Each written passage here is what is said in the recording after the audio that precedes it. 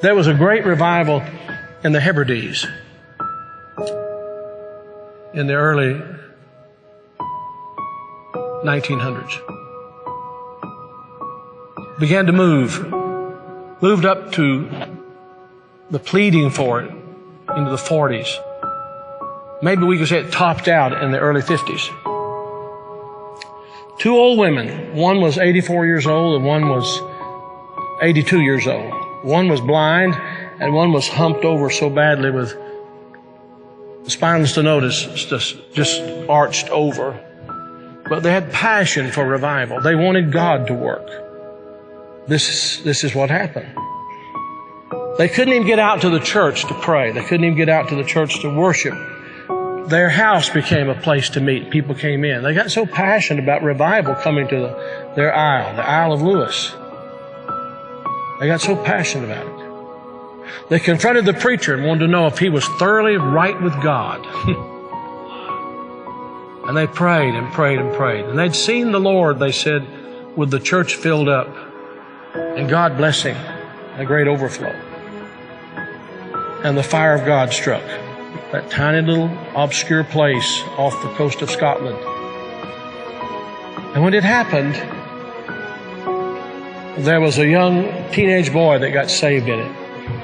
His name was Donald. And the preacher became so dependent upon Donald and so close to Donald, he would ask him to lead in public prayers and help him with the meetings, and he did. Oh, how God worked. People began to hear about it, and the revival fire spread.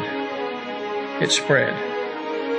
And God blessed in a great way. Those two old women, the kind of people don't want in their church anymore.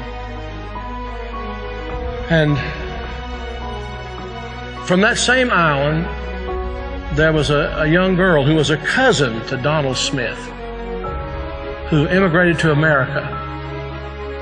Her name was Marianne Smith McLeod.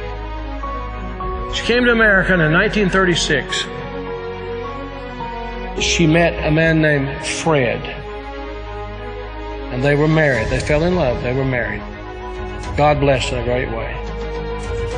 And those old women were her aunts. And they came out of that fiery revival. That fiery revival. They really experienced revival.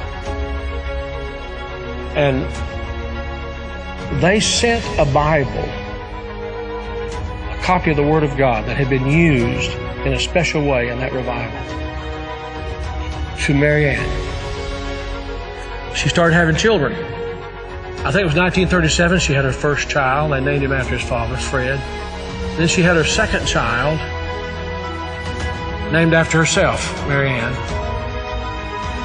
Then she had her third child, Elizabeth. Then she had her fourth child.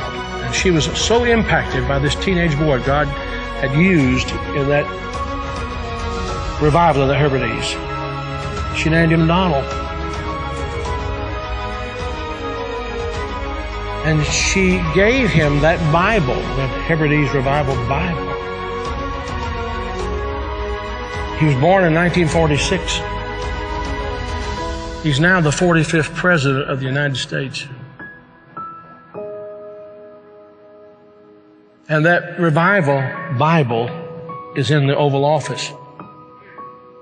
I'm saying to you, I don't know how, why, I don't know how it all comes together. But I believe God is putting some things together to give us just a window. If He could find some open people who know what the window's for. Can this be the time the window's open? Providentially, God has prepared the moment, and we will become the people of prayer, pleading with God. This is a plea. Will Thou not revive us again? Will you be a part of that? Will you?